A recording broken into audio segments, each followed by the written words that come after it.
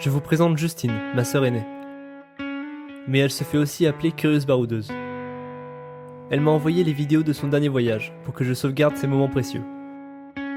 Mais j'ai une meilleure idée. Je vais vous parler d'elle et de ses voyages fous à travers ses vidéos prises à l'iPhone. Vous savez, je ne connais du voyage que le côté sécurisant. Partir en famille, avec des proches, des réservations, mais je ne suis jamais parti seul. Ma sœur part toujours 6 mois ou plus, seule, un sac sur les épaules, une guitare de poche, sa naïveté et sa gentillesse qui rendent ses voyages uniques. Cette année, son but était d'atteindre la Chine depuis Le Havre sans avion. À travers ces images, on peut voir qu'elle a fait de la route. Beaucoup de route. Son chemin croise toujours celui d'autres voyageurs, des gens de passage dans sa vie, mais jamais dans ses aventures. Car elle en garde toujours une trace sur un carnet. Mais elle n'est pas tout le temps sur les routes. Elle se permet des petites escapades. Opéra,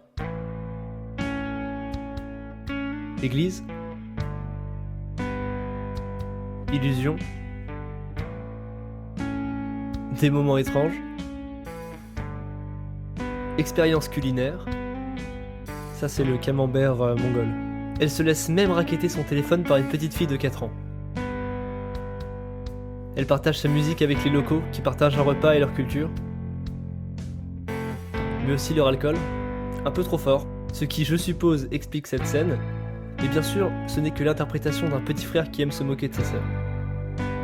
J'espère connaître comme elle la maladie du voyageur narcoleptique, s'endormir seul dans un bus au pied des montagnes enneigées et se réveiller dans un transsibérien bondé.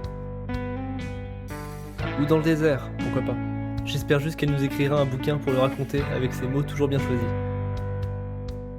Il n'y a pas si longtemps, dans un covoiturage où le roi du silence était appliqué sur 3 heures, j'ai regardé ces vidéos que je stockais depuis 3 mois. Et j'ai compris ce que Justine entendait par voyager. Le touriste lambda voit certainement plus de choses que ma sœur. Mais ma sœur voit ce qu'ils effleurent. Le voyage, c'est vivre dans l'inconnu et se sentir chez soi.